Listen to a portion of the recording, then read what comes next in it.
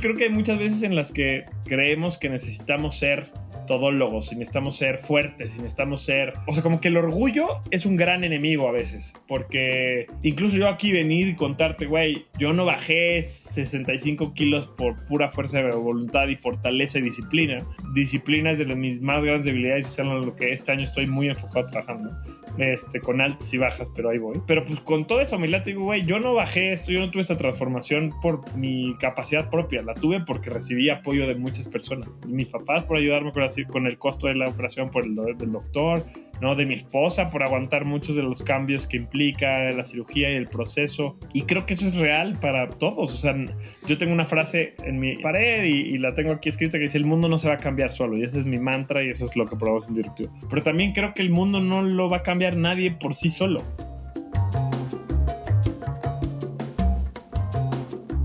Hola, soy Nicolas Demeye, su anfitrión, y esto es Innovadores sin Filtro, un programa único para inspirarnos y aprender de los emprendedores, disruptores, rebeldes e innovadores sociales más extraordinarios de América Latina que están liderando la transformación de los mercados, modelos y sistemas tal y como los conocemos. Nuestras invitadas y nuestros invitados nos comparten todo, sin ningún filtro, sobre sus éxitos, fracasos, errores, miedos y secretos para convertirlos en grandes lecciones, soluciones o herramientas que nos permitan superar los retos a los que nos enfrentamos y alcanzar el éxito que queremos. Innovadores sin Filtro es creado por Tony Carr, cofundador de Halloran Philanthropies, y Nicolas Demeye, su anfitrión y coach de emprendedores y líderes de alto impacto que quieren transformarse radicalmente y crear la vida que realmente quieren. Este programa es posible gracias al patrocinio de Halloran Philanthropies y New Ventures México. Hola, nuestro invitado de hoy es un gran amigo y una de las personas más influyentes del ecosistema de innovación y emprendimiento social en México y América Latina, Juan del Cerro.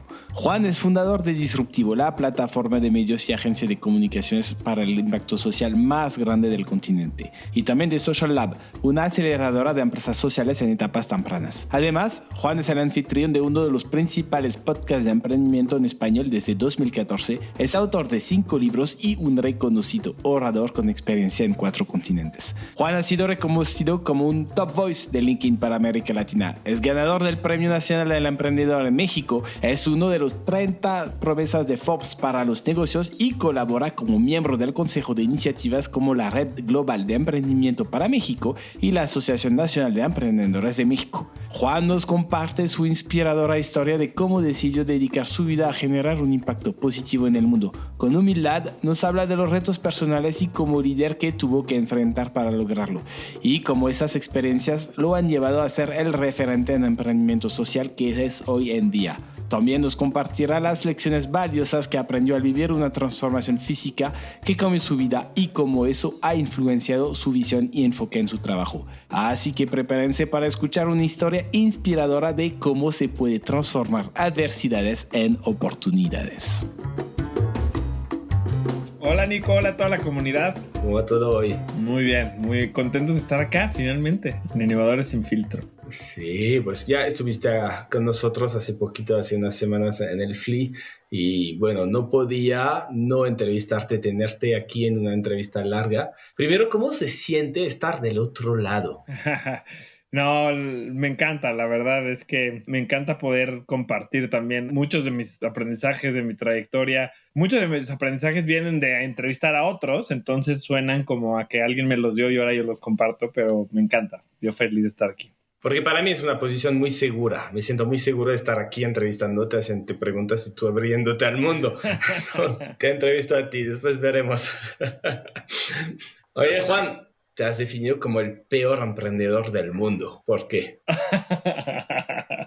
Ok, muy bien, muy bien. Pues mira, todo empezó porque en la universidad, yo estudié administración de empresas, pero estando en la universidad, yo trabajé prácticamente toda la carrera a la par en una organización sin fines de lucro que se llama Techo. Y, o sea, por un lado yo estudiaba todos estos libros de marketing, de ventas, de cómo maximizas las utilidades. Y por otro lado, los fines de semana, ¿no? Y en mis tiempos libres fuera de la universidad me la vivía en comunidades en condiciones de extrema pobreza. Entonces, esto siempre me generó pues mucho conflicto, un poco una disociación de estos dos. Y después, cuando me empiezo a dedicar al emprendimiento social, recordando todo lo que yo había aprendido en la universidad y lo que había leído de quiénes son los mejores emprendedores del mundo y quiénes son las empresas más exitosas, siempre la métrica son las empresas que más dinero ganan. De hecho, tengo varias revistas de negocios en mi librero. Tengo una que siempre saco en los webinars que les enseño a los chavos. Las 500 empresas más exitosas de México, ¿no? Creo que es Expansión la revista. Y si te vas a cómo se miden cuáles son las 500 empresas más exitosas de México, son las empresas que más dinero ganan. Entonces, pensando en esto, mi mentalidad es, si las mejores empresas se miden por maximizar sus utilidades a toda costa,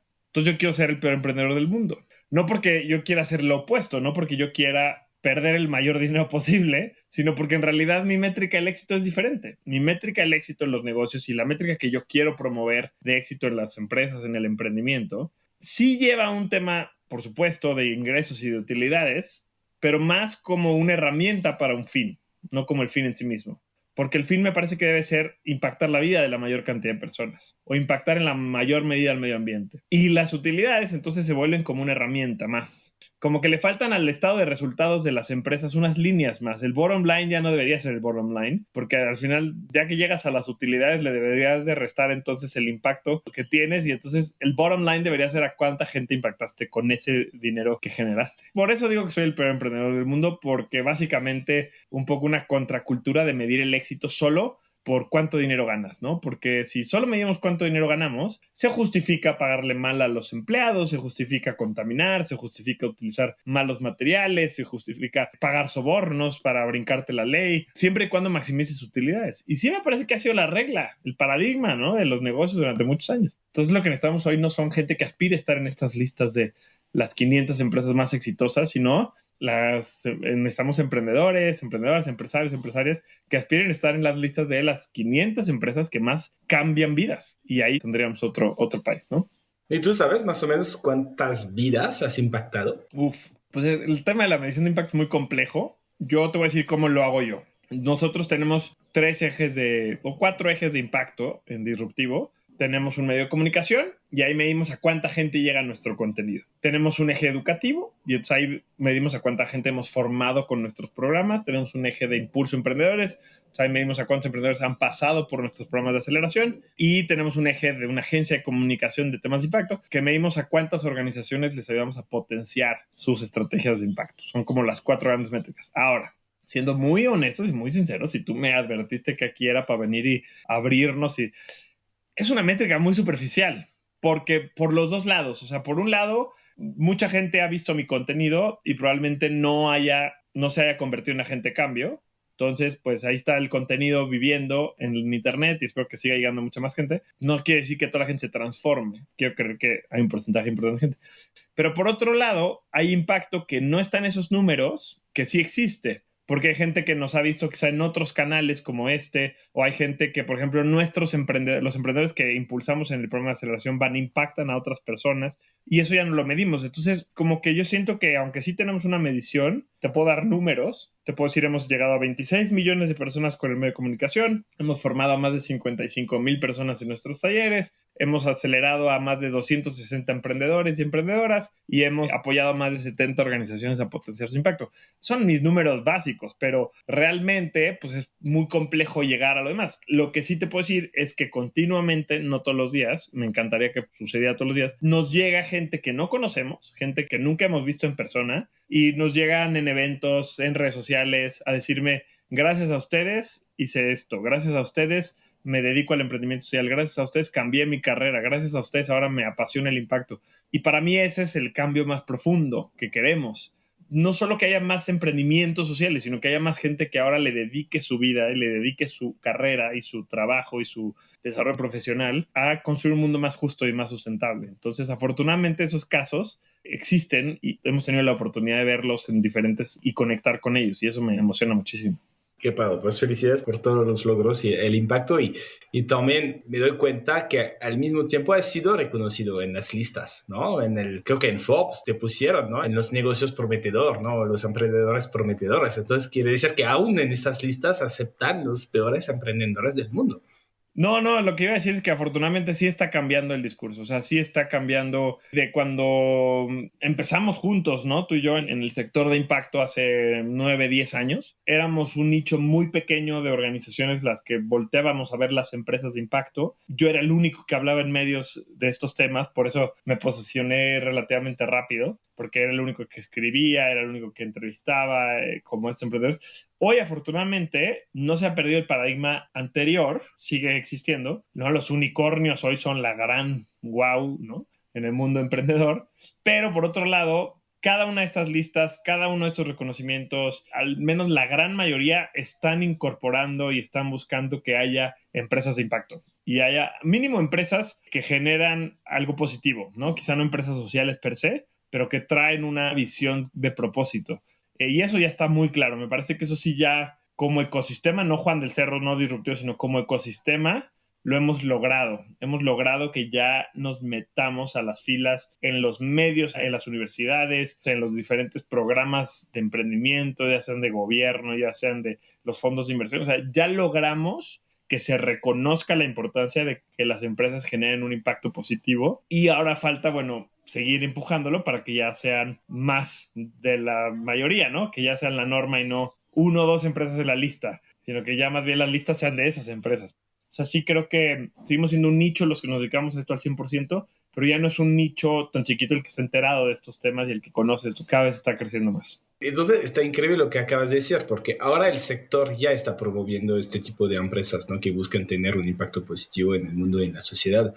Y tú has sido catalizador, eras el único, hace 9, 10 años hablando de esto. Entonces quizás tu impacto más importante no son los números que me mencionaste, solo ahora lo que está pasando en el sector es que tú fuiste uno de estos catalizadores. Sí, sin duda. O sea, creo que eso es lo que más es muy difícil de medir, pero eso es lo más importante que hemos hecho. Y de nuevo, lo digo como ecosistema, porque además habemos un grupo de personas, no sé cuántas somos, 100 personas, que llevamos ya dedicándoles, pues yo 10 años, es casi un tercio de mi vida, a promover, impulsar, fomentar las empresas de impacto, y no nada más con el trabajo de mi empresa, sino participando en foros, en asociaciones, en propuestas de ley, con el INADEM en su momento, ¿no? Y ahora ya no hay INADEM, pero con los gobiernos estatales, y metiéndonos, y participando, y promoviendo, y dando clases sin cobrar, y dando conferencias, o sea, escribiendo libros gratuitos, o sea, que no generan lana como negocio, pero que generan una cultura de emprendimiento social. Y de nuevo, todos como ecosistema lo hemos logrado. O sea, sí creo que ahorita de repente decimos,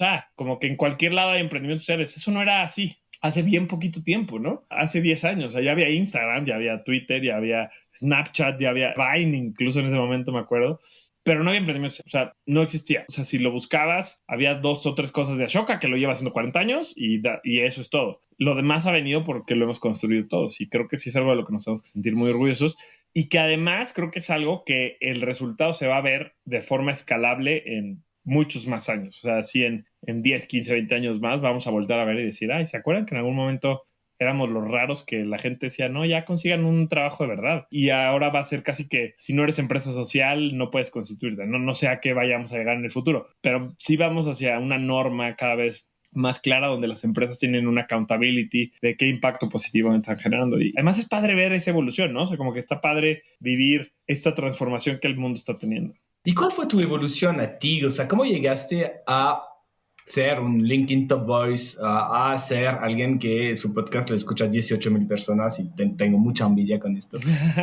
¿Cómo ya impactar a 26 millones de personas? O sea, ¿cómo llegaste tú, Juan? ¿Cuál es tu historia personal que te hizo llegar a donde estás ahora? Antes de contarte la historia, te voy a contestar lo que dijiste, la envidia. Porque me parece que es importante, o sea, te lo digo a ti, Nico, porque te tengo enfrente, pero me parece que es importante porque además yo lo he trabajado mucho para mí mismo. Cuando yo empecé con mi podcast, te empiezas a fijar qué están haciendo las otras personas. Yo empecé con el podcast de Disruptivo, ahorita les cuento la historia, pero en un momento en la vida en la que no había, quizá no creo que hubiéramos 10 podcasts de emprendimiento en español, no de emprendimiento social, de emprendimiento en general. Había otro podcast que sigue y es muy exitoso, que se llama Libros para Emprendedores. Y siempre estábamos en el top ranking de Apple, ¿no? De Apple Podcast o de iTunes.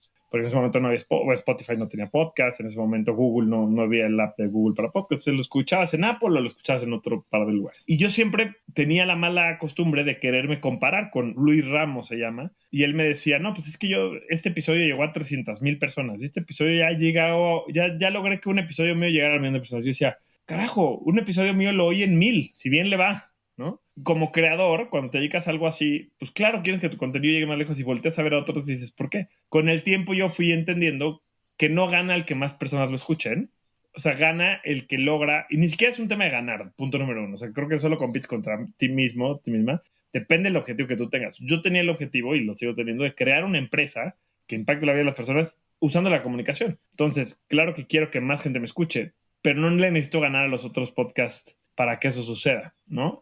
Afortunadamente hoy seguimos 10 años después con Disruptivo y con el podcast, y a veces va y a veces viene, ¿no? Ahorita no está tan activo, pero entonces sí creo que tienes que soltar. Y lo digo justo porque voy a conectar con lo que me preguntaste, porque mucha gente se frena para empezar como emprendedor o específicamente como creadores de contenido por el miedo a que al principio nadie los lea o nadie los escuche o nadie los vea, o como emprendedor, pues que nadie les compre. Y la realidad es que no es un tema de ganarle al otro o empezar con millones. Es un tema de ir poco a poco construyendo comunidad y construyendo pues esa marca y ese posicionamiento, eso es lo que tú quieras. Ahora, ¿cómo fue mi camino? Pues justo, yo empecé, nadie me escuchaba, nadie me leía.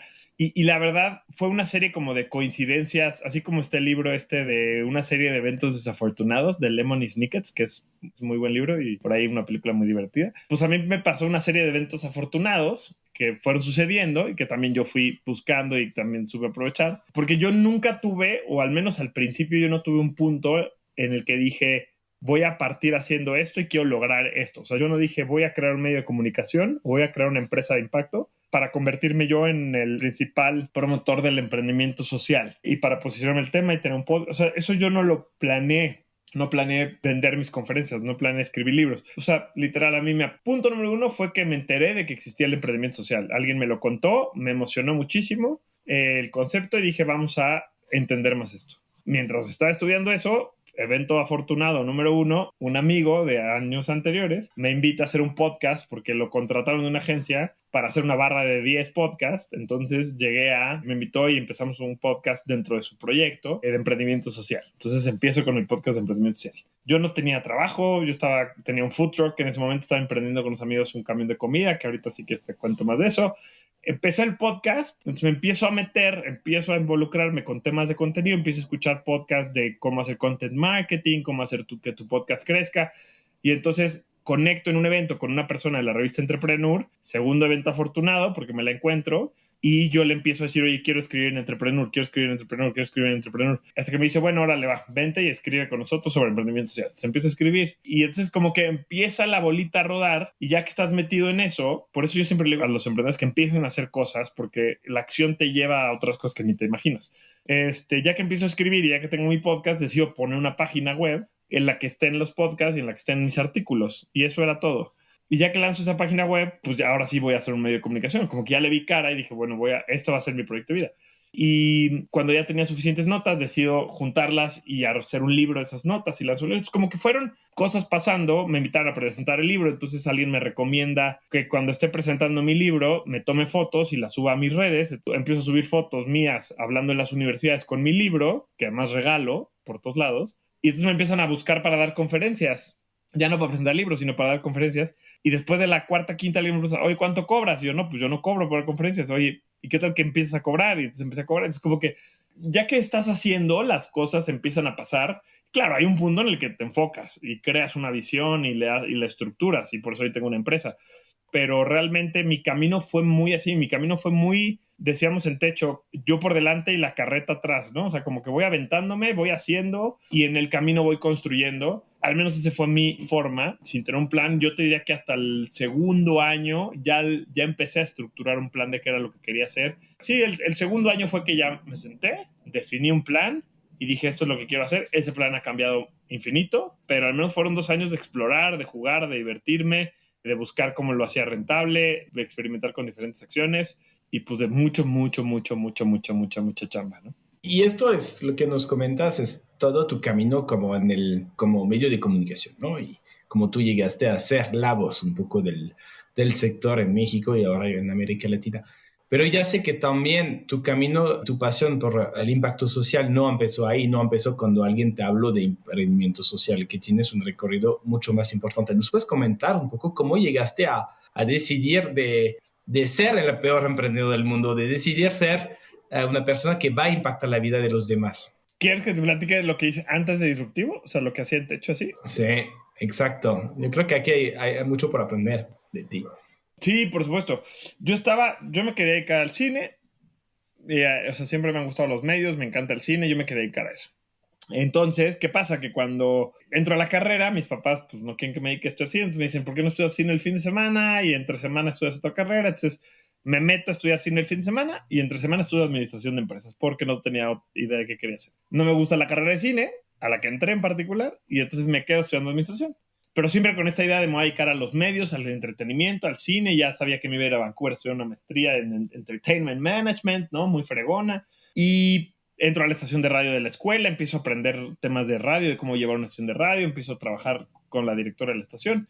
Y por ahí del segundo, tercer semestre de la carrera empiezo a darme cuenta que me hace falta un tema de trascendencia, de impacto, de hacer algo más que no sea solo yo hacer cosas mías. Había hecho participación social en la prepa, en los primeros años de la universidad realmente nada. Otro evento afortunado, empezando una materia, tercer o cuarto semestre, el compañero que se sienta junto a mí, que no lo había visto yo nunca en mi vida, es de Uruguay, entonces empiezo a hablar el primer día de clases y a mí me da, o sea, se me hace un poco pues, entre chistoso y curioso su acento, entonces eso me da curiosidad, nos ponemos a platicar, nos hacemos cuates, y resulta que él es director de en su momento, una ONG, una organización sin fines de lucro, una OSC, y me invita a participar, me invita a ser voluntario e irme a construir casas con él y con otros voluntarios, en una organización que se llama Techo, en ese momento se llamaba Un Techo para mi País, y yo dije, órale, como que justo eso es lo que traigo ganas de hacer, vamos, y yo dije, voy a ir un fin de semana, y me regreso a mi vida en el entretenimiento y en los medios y demás.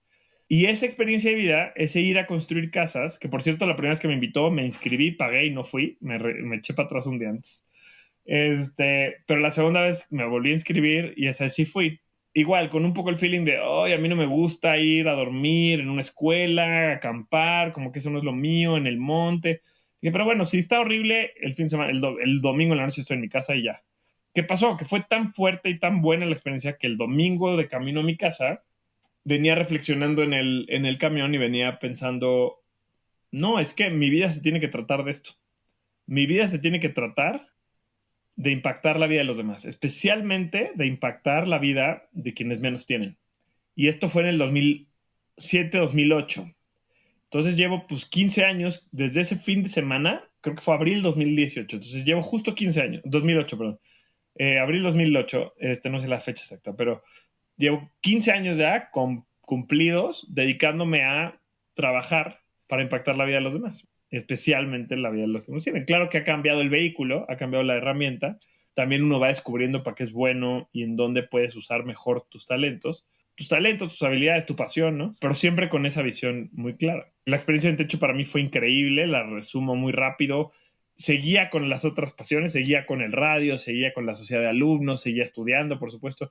Pero entonces empecé a ir los fines de semana a construir, empecé a involucrarme un poquito más, fui a una colecta, no fui a la calle con las latas para juntar fondos.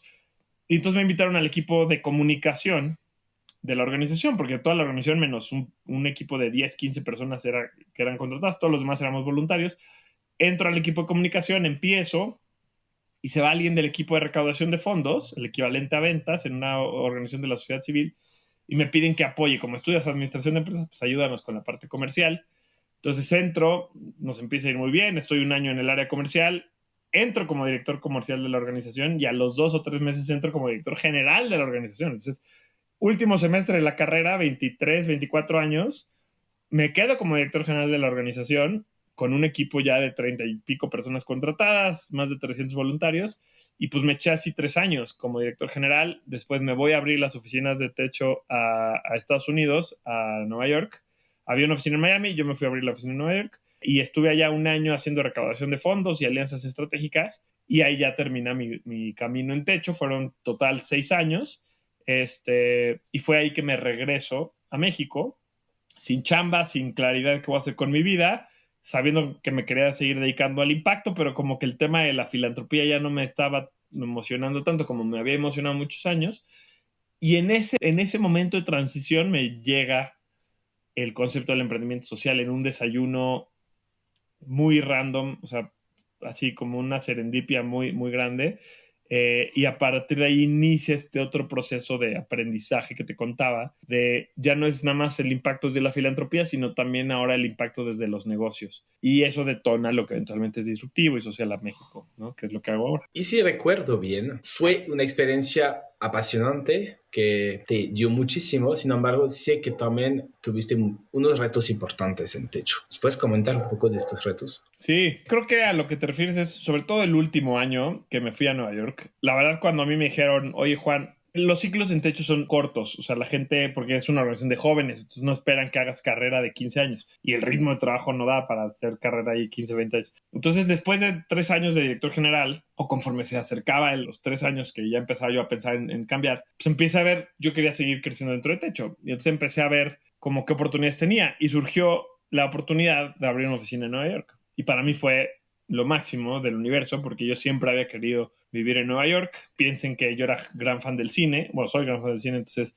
¿dónde es Spider-Man? En Nueva York. ¿Dónde es Friends? En Nueva York. ¿Dónde son los Avengers? En Nueva York. ¿Dónde es todo lo cool que sucede en el mundo del cine? En Nueva York. Por supuesto que la oportunidad de vivir a Nueva York era wow, ¿no? Increíble. Entonces, aplico, paso todo el proceso de selección, quedo y se viene entonces esta perspectiva de irme a vivir a Nueva York y cumplir un sueño de alguna manera. Y la verdad es que entra perfecto esta frase de cómo es, o sea, cuidado con lo que deseas, ¿no? Porque pues se te cumpla, porque lo que pasó con Nueva York fue que desde que yo llegué empecé a tener problemas. Tenía una novia en México que habíamos platicado de que se fuera conmigo a vivir a Nueva York y estaba ella todavía en decisiones, en la decisión de si se iba a ir o no, pero yo me iba a ir primero y ella me iba a alcanzar allá. Como a las 3 semanas me corta por WhatsApp y eso me pega durísimo, durísimo, durísimo, mal, mal, mal, mal. Luego, yo llegué a Nueva York una semana después de que azotó el huracán Sandy, en octubre, creo que era. Entonces, el invierno se adelantó. ¿No se acuerdan de 2007, 2008? No, mentira, 2012, 2013, azota el huracán y entonces, pues Nueva York desde octubre está nevado con muchísimo frío. Entonces, pues me eché de octubre a marzo en invierno, ¿no? Y un invierno feo y fuerte. Entonces, pues encerrado en tu casa en invierno. Luego, recién cortado, ¿no? Con el corazón roto y ahí tratando de recuperar y en fin. Y solo, porque yo era la única persona de Techo allá. Entonces vivía solo, iba a la oficina solo, me subía al metro solo, conocía gente en Nueva York, pero 3 o 4 personas, pero no eran amigos tan cercanos, entonces los veía muy poco, no logré hacer una comunidad. Y entonces, pues llegó un punto a los 7, 8 meses que yo lloraba en el metro, como de How I Met Your Mother. Dicen que para ser un neoyorquino verdadero tienes que llorar en el metro y ver a Woody Allen. Yo nunca vi a Woody Allen, pero sí lloré en el metro. Y pues sí, fue una experiencia muy, muy dura. O sea, es lo más cercano que he tenido a lo que sé que es una depresión, ¿no? O sea, por ejemplo, yo en mi departamento no tenía cortinas, tenía una ventana muy grande, entraba mucho la luz. Desde las 6, 7 de la mañana y eran las 9 yo seguía en la cama, no me levantaba. Y aquí en México me levanto solito sin despertar a las 5 de la mañana. Bueno, ya eran las 9, tenía que estar 9:15 en la oficina y no me paraba. No salía los fines de semana, me quedaba encerrado en mi casa. O sea, un proceso feo, la verdad, una etapa muy fea de mi vida. Que después tuve un proceso y empecé a meditar y eso me ayudó y dejé ir mi relación que la tenía que haber dejado ir desde el minuto 1 que me cortaron, pero bueno, me costó mucho trabajo meses después. La dejé ir, podemos hacer un podcast solo de ese proceso, digo, ya fue hace muchos años, pero se empezó a recuperarme y te podría decir que los últimos meses también renuncié a Techo, eso fue muy importante porque había una expectativa, como una mala expectativa mía de Techo en ese momento, que pasara lo que me estuviera pasando.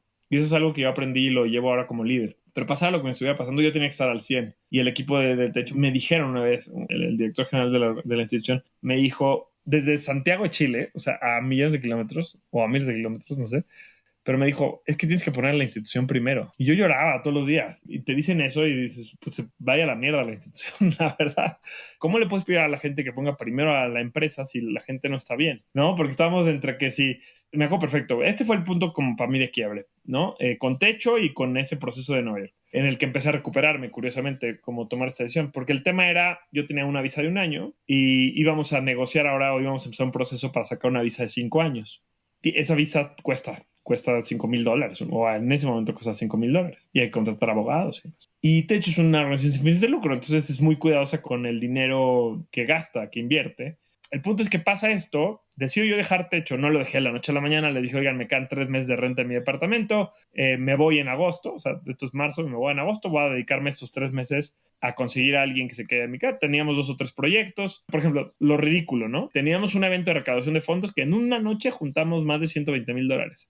Y la organización no quería invertir en mi visa de $5,000, ¿no? O sea, si yo no ganaba. Entonces, como que todo esto, pues dije, bueno, voy a planear este cierre, lo voy a hacer bien. Esos 3 meses a partir como de esa liberación, de decir, ok, ya me voy a regresar a México, la pasé muy bien, me divertí, me recuperé, dejé ir mi relación y entonces cerré con un buen sabor de boca de alguna manera, pero con un aprendizaje muy claro. Bueno, muchos aprendizajes, ¿no? De una época muy dura en mi vida. Entonces, también yo creo que eso, o sea, como ahora viéndolo en retrospectiva, eso jugó mucho a mi etapa como a mi evolución de salir de un mundo de la filantropía en la cual yo tenía claridad que ese era mi camino de vida y encontrar esto nuevo. O sea, como que creo que me preparó toda la transformación que viví para decir, ahora necesito algo diferente, otro sector. Y cuando conecto con el emprendimiento social, conecto también y tan rápido, creo, porque yo estaba en ese momento como ansiando algo más, algo que no te dijera un sector en el que no te pusieras tú como mártir, ¿no? Que digo, no quiero hablar del sector porque no es que todas las organizaciones sean así, ni siquiera creo que Techo sea así, pero en ese momento para mí fue. Y entonces esa fue esa etapa como de vulnerabilidad, pero afortunadamente no perdí como la visión de seguirme dedicando a temas de impacto. Encontré una mejor manera de hacerlo que se adaptara más a mí, a lo que yo quiero hacer con mi vida. Pero también a partir de tu deconstrucción, de alguna manera, creo que te permite a ti empezar un proceso de construcción. Yo no sé si no hubiera vivido eso, no sé si yo hubiera empezado y hubiera construido Disruptivo y Social Lab, porque realmente yo nunca me vi queriendo crear mi propia empresa y queriendo crear algo propio. Yo cuando empecé a moverme en el mundo del emprendimiento social, yo quería trabajar para alguien más. O sea, yo quería apoyar a emprendedores, pero con una chamba, o sea, con un empleo. Estuve en New Ventures unos meses, estuve, en Páginas Verdes unos meses, ayudé en el FLI unos meses, ayudé en una incubadora que se llama Jardín de Innovación unos meses. Estuve como poco menos de un año en ese inter, empecé con Disruptivo como un hobby. Incluso estaba estudiando para mi MBA, ¿no? O sea, como que yo no me veía creando algo propio a largo plazo. Y regresamos a lo que te decía antes, una serie de eventos me llevó a crear. Pero yo creo que esa, como permitirte, como haber destruido un poco todo lo que tenía yo pensado, me permitió crear algo que no sé si me hubiera ido muy bien en Techo, por ejemplo, ese año en Nueva York, aunque me hubiera regresado al año, probablemente no estaría hoy aquí. Primero, gracias por compartir esto, gracias por compartir estos momentos de vulnerabilidad acá. Creo que, y justamente hacemos este podcast para estos momentos de decir a la gente, está bien no estar bien, uno. Primero, antes de poner la organización al centro, tú tienes que estar bien. El Wellbeing Project tiene esta frase que me encanta, que dice, well-doing starts with well-being, ¿no? El bien hacer empieza con el bienestar. Que quizás hace 10, 15 años no era tan cool, no era tan de moda, pero ahora yo creo que cada vez más lo es. Y escuchándote a ti, creo que es un mensaje importante para todos los que nos escuchan, es priorizarse a ustedes mismos. Es muy, muy importante si quieren hacer el bien en el mundo. Y también este aprendizaje que tuviste, te diste cuenta que quizás sin este momento de quiebre, sin este momento de desconstrucción, no hubieras podido construir lo que has construido y que al final, no sé si tenías que pasar por ahí, nadie tiene que pasar por ahí, pero para ti fue tu camino, ¿no? Y es un camino que también inspirador de cuando estás en el momento más bajo, estás tocando fondo, estás deprimido, estás en el metro llorando y además no has visto a Woody Allen, no todo está perdido, ¿no? Sí, se puede hacer cosas increíbles después. Entonces, gracias por compartir esto. Y entonces fue el momento más difícil. Hay algo que a mí me gustaría preguntarte, Juan, y ya sé que estás de acuerdo para hablar de esto.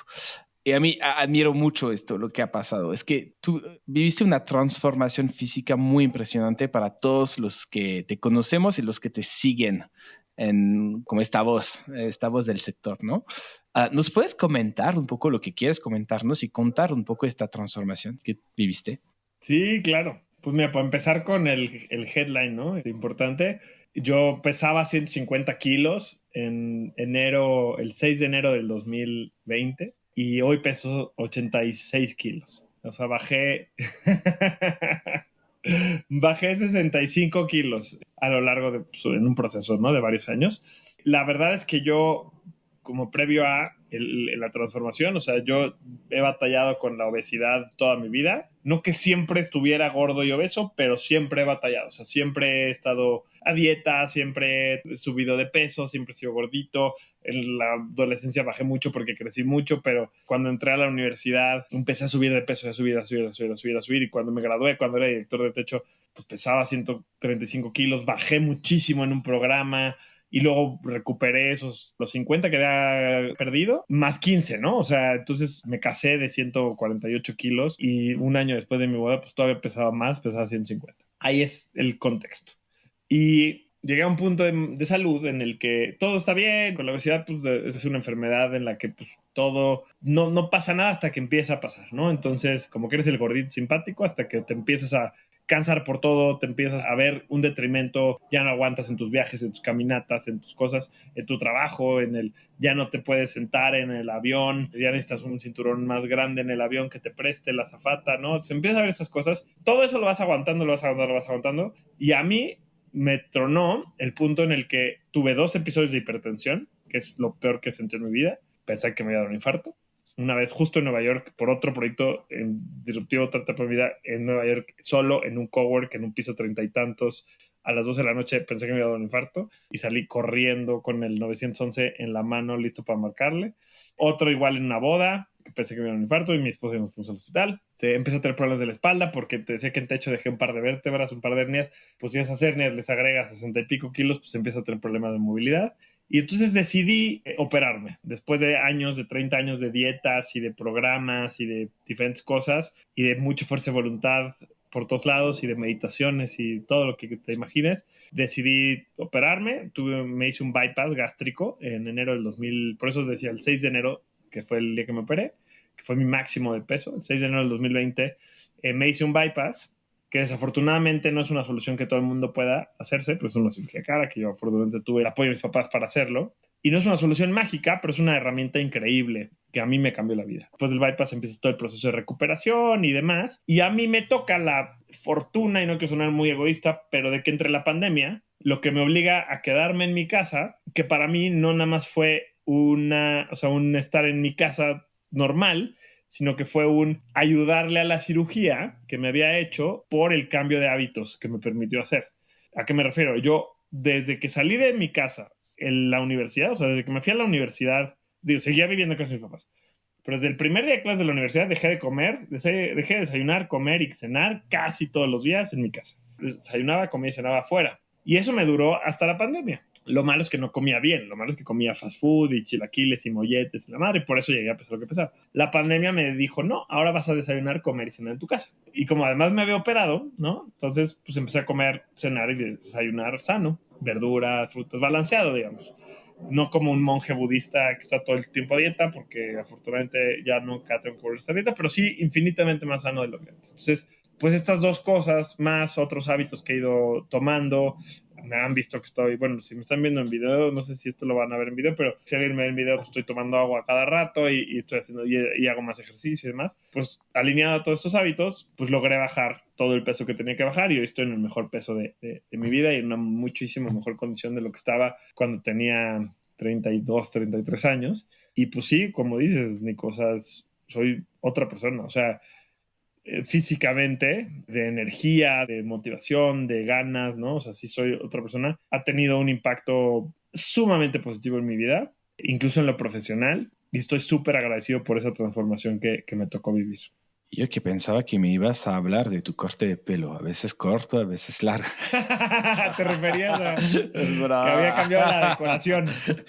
Increíble, increíble, Juan. Y yo estaba pensando que como un proceso paralelo entre lo que te pasó en techo de llegar a un momento de quiebre, de totalmente tocando fondo y después te reconstruyes a partir de esto y siento que también hay un momento en donde tú, o sea, con estos episodios de hipertensión, estos episodios de, oye, tengo que ya tengo que cuidarme, ¿no? Y si no, quién sabe lo que va a pasar.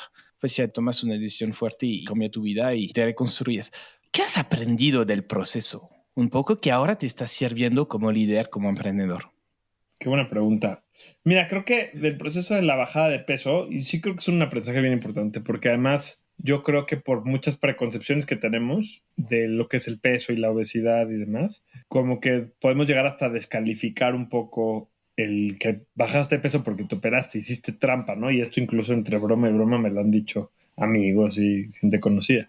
Y yo pienso, bueno, pues si alguien, no sé, si alguien tiene una adicción a las drogas y eso está afectando su vida y se pudiera operar y eliminar su adicción a las drogas con una cirugía, pues no la haría. O si te da, no sé, si hay algún paciente SIDA, si se pudiera operar, si se quita esa enfermedad y su vida mejora, pues no se operaría. Entonces, creo que es lo mismo para el peso. Yo tuve la fortuna de poderme operar. El aprendizaje para mí es ahí que no debe haber ninguna pena, ninguna vergüenza en decir necesito ayuda, no puedo solo, en apoyarte de los demás, en apoyarte de la gente que te quiere, en apoyarte de los expertos, en apoyarte de las herramientas que existen. O sea, si tienes un problema en tu vida, utiliza todas las herramientas que están a tu disposición, aunque alguien más no considere que son los valiosos. O sea, como que el martirismo, el sufrir por mérito, me parece ridículo, ¿no? Ahora que lo veo así. No que no implique esfuerzo, porque, a ver, yo me operé, pero me he esforzado mucho también para que la operación tenga el mayor efecto posible, ¿no? No hay quick solutions. Pero, de alguna manera, todo ese esfuerzo hubiera tenido menos impacto si no hubiera tenido este momento de decir, oiga, necesito ayuda. Porque también me pude haber operado 4 años antes. Entonces, como que para mí sí es de los principales aprendizajes. No que la solución a todo sea operarse por cualquier cosa, pero sí creo que hay muchas veces en las que creemos que necesitamos ser todólogos, y necesitamos ser fuertes, y necesitamos ser... O sea, como que el orgullo es un gran enemigo a veces, porque incluso yo aquí venir y contarte, güey, yo no bajé 65 kilos por pura fuerza de voluntad y fortaleza y disciplina. Disciplina es de mis más grandes debilidades y es en lo que este año estoy muy enfocado trabajando, con altas y bajas, pero ahí voy. Pero pues con toda esa humildad te digo, güey, yo no bajé esto, yo no tuve esta transformación por mi capacidad propia, la tuve porque recibí apoyo de muchas personas, de mis papás por ayudarme con el costo de la operación, por del doctor, ¿no? De mi esposa por aguantar muchos de los cambios que implica la cirugía y el proceso. Y creo que eso es real para todos. O sea, yo tengo una frase en mi pared y la tengo aquí escrita que dice: el mundo no se va a cambiar solo. Y ese es mi mantra y eso es lo que probamos en Disruptivo. Pero también creo que el mundo no lo va a cambiar nadie por sí solo. Nunca había conectado estas dos cosas, pero sí creo que es muy cierto. O sea, yo ya no podía con el peso. Yo me di por vencido, ¿eh?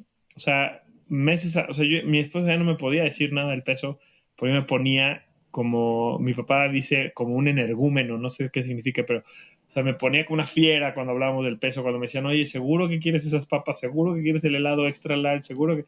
Yo ya no podía, yo me había vencido, yo me había dado por vencido hasta que decidí como levantar la mano y pedir ayuda y apoyarme todos los recursos a mi disposición, y creo que eso es una lección valiosísima que hoy aplico mucho en mi trabajo, ¿no? Y en mi organización. El mundo no se va a cambiar solo, tú o quien sea no se puede cambiar solo también. O sea, creo que es una gran lección. O sea, igualmente de la misma manera que ponerte al centro, priorizarte para poder estar bien para tu organización, para los demás alrededor de ti, es lo mismo, ¿no? O sea, tú también tienes que pedir ayuda. Saber pedir ayuda y es dificilísimo. O sea, como emprendedor, como que se ve todo logo, y además tú que te apasionado de los superhéroes que sí lo logran solo. Pocos tienen, sí, unos tienen apoyo, están en pareja, pero la neta es que la mayoría lo hacen solitos, ¿no? O sea, qué cambio de paradigma. Qué gran cambio de paradigma y de manera de ver las cosas, y saber que esto te está ayudando como líder ahora y en tu empresa. Está increíble. Lo que también estaba pensando, y aunque creo que escucho que lo estás un poco minimizando, es esta fuerza de voluntad, esta disciplina, que no es cualquier cosa. Porque hasta antes habías vivido programas que te habían ayudado a bajar, pero regresabas, ¿no? Y esta vez no. Esta vez, porque ya sé, conociendo a gente que ha tenido un bypass, que después sí, no fue suficiente, ¿no? Entonces, no es solo la cirugía, es también, y la ayuda de los demás, es tu fuerza de voluntad, tu disciplina, que es importante. Y esto también, ¿cómo tenías mucha disciplina antes? ¿Fue algo nuevo para ti? ¿Es algo que te está ayudando ahora? ¿Cómo lo ves? No, yo cero, o sea, yo soy cero disciplinado, yo ya no sé qué tan cierto es eso de left brain y right brain, porque he leído que no es tan cierto, de que un lado del cerebro es lo ordenado y el otro lado es lo creativo, pero si fuese cierto, o tomando eso como metáfora de alguna manera, yo soy 100% right brain, o sea, yo soy siempre creativo, desorden, ¿no? O sea, ideas, yo soy cero orden y cero estructura. Ahora, autoconociéndome, porque en eso sí he trabajado mucho en el autoconocimiento, en la autorreflexión, saber que esa es una de mis debilidades, he trabajado y he tratado de crear sistemas para atenderlo, porque sí creo, porque estoy convencido, y esa es una convicción que tengo enorme, que la disciplina y el hábito y el método es parte de lograr grandes cosas, parte de lograr las cosas que te propones. Grandes, chicas, o sea, eso depende de quién lo mira, pero de lograr las cosas que te propones. Y veo, el otro día hablaba, ahora que tengo una hija, hablaba con mi esposa el otro día y decíamos qué cosas le queremos inculcar. Y yo le decía, yo siempre me quedó claro que me faltó, por ejemplo, practicar más el deporte que jugaba en la escuela, practicarlo en casa, tener como más disciplina de entrenar para ser mejor. Como que hay ciertas cosas que si hubiera tenido más disciplina hubiera sido, ¿no? Ahora como adulto, hay cosas en las que igual lo veo, o sea, como que por mi falta de disciplina, tal. Entonces, ¿qué intento hacer todo el tiempo? Crearme herramientas o crearme o sea, construir mi disciplina. O sea, como que no me doy por veces. O sea, como que ahí sí no me doy por veces. Pues no soy disciplinado, no soy disciplinado. Hay cosas en las que sí, hay cosas en las que digo, no soy disciplinado para X o Y, entonces me voy a aprovechar de mis fortalezas y esa disciplina en cierta área de mi vida, voy a olvidarme de la disciplina y voy a sobrecompensar con lo que soy muy bueno. Creo que eso es algo que es importante. Pero para otras cosas sí creo que sí trato de trabajar. Por ejemplo, ahorita empecé este año. Creo que para mí ha sido muy importante empezar con cosas que son fáciles para mí, o sea, con cosas que no me cuestan un esfuerzo así gigantesco, con cosas que me gustan y con cosas chiquitas. Entonces, por ejemplo, me empecé a levantar a las 5:30 de la mañana todos los días, ¿sí? Con excepción de los fines de semana, que a veces me levanto ya a las 5 de la mañana sin despertador, pero bueno. Pero empecé a levantar a la misma hora. ¿Por qué? Porque llevaba muchos años. Bueno, en pandemia tuve una rutina de despertarme a cierta hora por mi programa de Emprender en Pijama, pero el año pasado lo perdí, dejé el programa, entonces me dejé de levantar a cierta hora. Entonces me levantaba a la hora que mi bebé se levantaba. Entonces mi bebé decidía por mí en qué hora me levanto, ¿no? Y entonces eso implica que mi mañana ya no era mía. Entonces, empecé a levantarme 5:30. Entonces eso me da una hora y media antes de que se levante la bebé. ¿Para qué es esa hora? Para pues yo arreglarme, vestirme, bañarme, etcétera, y estar listo antes de que la bebé se despierte y ya no tener que acomodar mi arreglado entre que puedo dejar a mi bebé y empezar a trabajar, porque hay veces que no me da ni la vida para eso. Y 2, por ejemplo, para escribir, que llevo años queriendo retomar la creación de contenido, o sea, la redacción, y no lo hacía porque no me daba la vida en el día. Entonces dije, a esa hora nadie me molesta, a esa hora estoy creativo, a esa hora estoy concentrado, y ya. 1 es levantarme temprano, 2 es escribir antes de que se levante el bebé, y 3 es llegar a 8,000 pasos al día. Son mis 3 grandes como metas en las que estoy trabajando ahorita muy constante en crearme una disciplina. He tenido altas y bajas. Ahora, por ejemplo, estuve de viaje 2 semanas y perdí el ritmo, ni escribí, ni caminé, ni nada, ni me levantaba a esa hora. Ahorita la semana pasada, esta semana ya lo estoy recuperando.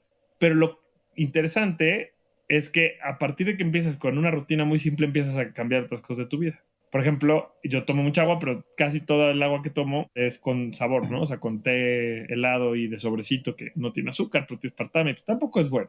Llevo así un par de años desde lo de la operación. Pues ahora me propuse cambiar agua sola y no había podido, pero ahora que empecé con lo de la rutina, pues en la mañana ya sé que me sirvo mi termo de agua sola y mientras escribo me echo al menos 2 litros de agua sola. Es como que son, de nuevo, cambios simples, chiquitos, así, pero que se empiezan a hacer poco a poco. Me cuesta mucho la disciplina, pero por eso me empiezo a crear estos sistemas. Y ya quizá el resto de mi día, una vez que despierta mi bebé, ya mi vida es medio caos, pero ese cachito de la mañana es un momento en el que cambia esta percepción de si eres disciplinado o no disciplinado y detona cosas muy positivas para el resto de tu vida, la verdad. Claro. Y me hace pensar en lo que dijiste al inicio de la entrevista, ¿no? Cuando tomas acción no sabes lo que va a pasar. Casi siempre te van a venir cosas positivas, hasta estos eventos desafortunados o afortunados, ¿no? Son lo mismo, ¿no? Si tomas acción, pues vas a ver que te van a pasar cosas que ni siquiera habías podido imaginar. Y quizás para acabar, Juan, me gustaría preguntarte una cosa imagínate que eres aún más famoso que ahora, aún más famoso que Netflix decide hacer un documental sobre Juan del Cerro en 10 años. ¿Qué podríamos ver? ¿Qué podríamos ver en este documental? Oh, wow. Pues mira, antes de la pandemia, una vez grabé un video que creo que cuando cumplí 33, 34 años, grabé un video que subí que decía que quería lograr 3 metas para los 40, las cuales hoy no están encaminadas, entonces no creo que las logre para los 40, pero no me desanimo por eso. Voy a incorporar Disruptivo ahí, pero bueno, que Disruptivo sea una empresa sustentable, ya un modelo totalmente sostenible, pero con una proyección global. ¿A qué me refiero? O sea, como que, por ejemplo, nuestro contenido como medio literalmente impacte todos los días a millones de personas. O sea, que literal, todos los días lleguemos a millones de personas, llevemos el concepto del emprendimiento social, del ser agente de cambio, del impacto, que le lleguemos a millones de personas. Creo que la comunicación es una de las herramientas más poderosas de transformación que tenemos y por eso me interesa mucho como lograr esta meta que incansablemente voy a trabajar en ella y espero que en 10 años ya la hayamos pasado ya por mucho. Pero además me puse un par de metas más. Esto es desde lo profesional y quizá ahorita incorporo un par más a título personal. Me puse la meta de a los 40 años abrir una universidad. Eso hoy no lo veo muy viable de aquí a 4 años que me quedan, porque creo que la educación es lo más importante que existe y hoy en México solamente el 11% de la gente estudia en la universidad. Entonces creo que hay una oportunidad ahí también, tanto de mercado como de impacto gigantesca. Y además voy a cambiar esto de lo que había hecho hace unos años, porque había dicho que quería crear otra empresa social, que quería crear una empresa con un producto de impacto. Y más bien ahora creo que de aquí a 10 años me quiero convertir en un inversionista de empresas sociales, que algunas las empiece yo y de alguien más las supere, que algunas más bien invierten en ellas. He invertido en 2 o 3, pero pues con muy chiquitas. Creo que hacia allá voy. O sea, creo que quiero ser en el futuro alguien que pueda darle a otros no nada más la capacitación, las herramientas, sino pues también poner un poco más de mí, ¿no? Entonces, en 10 años voy a tener 46, casi 47, porque cumplo años en una semana de que grabamos esto, Nico, en el 12 de mayo. Hoy estamos a 2, en 10 días. Cumplo 37 en 10 días. Si no logro eso es algo bien importante que ha cambiado mi percepción en los últimos 2, 3 años. Si cualquiera de estas metas no las logro en 10 años, no importa. O sea, como que si esto se logra en 20, claro, no van a salir en el documental de Netflix, pero son cosas que probablemente van a evolucionar, pero como que el impacto que quiero generar, no me importa que me tome toda la vida para lograrlo, porque no me urge resolver todo de la noche a la mañana. Ahorita estoy enfocado en la meta número 1 y de ahí probablemente se detonen las demás. Ahora, más allá de eso, y te diría, ahora sí, por primera vez en muchos años, creo que más importante que estas metas de chamba y demás, pues mira, tengo una niña de 1 año, 8 meses. Estamos buscando embarazarnos, mi esposa y yo, por segunda vez. Entonces quiero creer que en 10 años, pues lo primero que se tenga que platicar en el documental de Netflix es pues de mis 2 o 3 hijos y el éxito que también mi esposa ha tenido como arquitecta y cómo juntos hemos logrado construir una familia que balancea el éxito profesional con el éxito familiar, poniendo obviamente el éxito familiar y humano antes, y que somos, mira, esto nunca lo habían preguntado, entonces, o al menos no en este contexto, pero creo que lo que más me gustaría es que podamos en 10 años tener una familia que como familia, no yo, Juan, independientemente de mis hijos y de mi esposa, sino que como familia, los del Cerro García, digamos, seamos una familia que trabaja por hacer un mundo mejor, que juntos sumamos a la construcción de un mundo más justo, más sustentable. Y digo, le estoy dando mucha responsabilidad a mi bebé que en años va a estar en tercero de primaria o en cuarto de primaria. Pero lo que le toque estar haciendo a ella en ese momento o lo que le toque estar aprendiendo a ella, pero que sin duda estemos, o sea, como familia en ese camino. Eso lo mejor en este aspecto, en los otros que comentaste, y algo que me hiciste recordar una pregunta que un amigo, un coach, no te pregunta qué quieres ser en 10 años, sino en 100 años. ¿O cuál quieres que sea tu legado en 100 años, en 150 años? ¿No? Y saber por qué. Pero lo acabas de decir, igual es a través de la universidad o esta idea chiquitita. A ver, yo quiero tener 10 universidades y no lo voy a lograr vivo, pero en la siguiente generación lo va a tomar. Entonces creo que aquí hubo como una cosa muy interesante que nos comentaste. Para acabar, Juan, si estuvieras de mi lado, ¿qué estarías preguntando a Juan del Cerro? Qué buena pregunta. Fíjate que cuando empezamos la entrevista estaba bastante emocionado porque dije, seguro Nico me va a preguntar cosas que no me han preguntado en otros lados, porque afortunadamente estoy muy agradecido que me invitas a muchos podcasts y a muchos espacios como estos. Y sí, efectivamente me has preguntado, porque además conoces tú por nuestra relación personal aspectos de mi vida como lo del peso, como lo de Nueva York, ¿no? Que de eso normalmente no hablo. Lo de techo y lo de disruptivo, pues eso ya lo he platicado muchas veces. Entonces ya me preguntaste cosas que quería que me preguntaras, o sea, no quería específicamente que me preguntaras del peso, pero ya me preguntaste cosas que no me han preguntado que era lo que yo quería.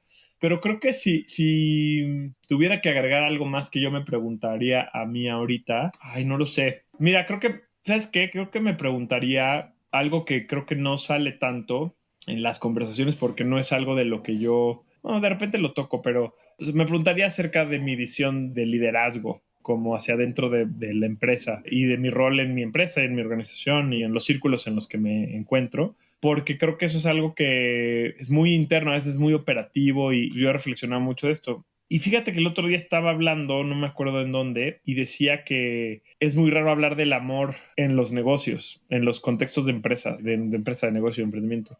Y yo, la verdad, creo que antes no lo hubiera dicho con esas palabras, pero creo que yo siempre he tratado de tener una visión de liderazgo, de liderar desde el amor, o sea, desde el amor, ¿no? Liderar desde el amor por los demás, desde la empatía por los demás, que es una especie de amor, no es un tipo de amor, desde el amor por ti como persona antes de tu rol como empleado, de ti como ser humano, de darte esa dimensión de que quiero que estés bien tú antes de que logres algo para mí. Y digo, no lo tengo ahorita esto como bien desglosado, creo que tengo una o dos ideas claras, ¿no? Como justo esto de uno de nuestros principales valores en Disruptivo es poner a las personas primero, y eso implica siempre recordarnos que somos seres humanos antes que lo que dice nuestra tarjeta de presentación que somos o nuestro LinkedIn. Y creo que eso se tiene que reforzar todos los días de esa manera, o sea, como sintiendo y trabajando explícitamente en una relación de amor los unos por los otros. Porque de nada sirve que, creo yo, que hablemos mucho del emprendimiento social y del impacto y demás, si no predicamos amor y si no somos amor por los demás. Entonces, creo que a veces es bien fácil como podemos caer en la trampa de por querer llegar a metas bien ambiciosas de impacto positivo, estar dispuestos a pasarnos encima a nosotros mismos y a pasarles a otros por encima para lograrlas. Y creo que eso, ahí sí, el fin no justifica los medios para nada. O sea, creo que o llegamos bien o de nada sirve porque seguimos perpetuando muchos de los problemas que hoy existen. Entonces, ya decía yo que el mundo no se va a cambiar solo, que el mundo lo vamos a cambiar solamente juntos, pero creo que es juntos de la forma correcta, en la manera en la que lo podemos cambiar. Desde el amor.